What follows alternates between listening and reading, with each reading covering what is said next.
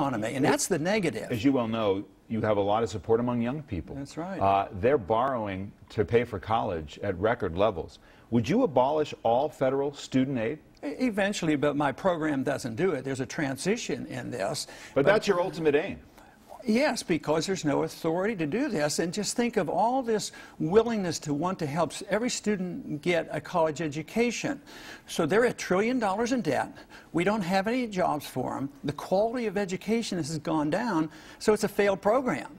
I went to school when we had none of those. I could work my way through college and medical school because it wasn't so expensive. So when you run up debt, you print money, cost goes up in the areas that the government gets involved in, education and medical care and housing. So it's artificial and distorts the economy. So we have to look at the business cycle and the inflation, so it doesn't help the people. All this housing programs, they end up losing their jobs and losing their houses.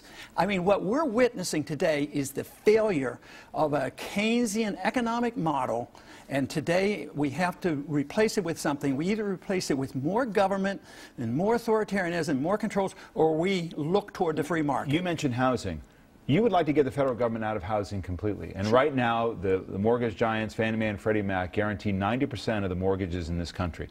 So you'd get rid of the government's role. Sure. The government's always had a role in housing. No, they haven't always had a role in housing.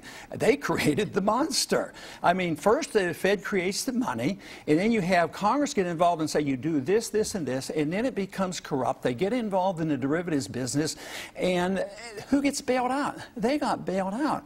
So, no, it's a distortion of the market. You don't eliminate... But play that through, Dr. Paul, because it's really quite jarring. There is no private market right now for mortgages. Oh, no, that's not true. Are you going to wind down these companies? Who would buy them?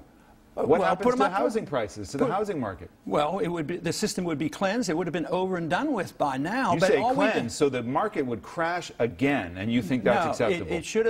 It should have had a sharp correction because it was artificially manipulated. Once you get this distortion, you have to correct the mistake. So you do what we did in 1921. You allow the correction to occur in 1 year, and you go back to work. If you keep transferring the debt from the private owners or the pseudo-private owners, the Fannie Mae's and the Freddie Mac's that participated in the bankruptcy, you bail them out, and you bail out the banks, and you bail out the Wall Streeters, you dump all this debt on the people. Let me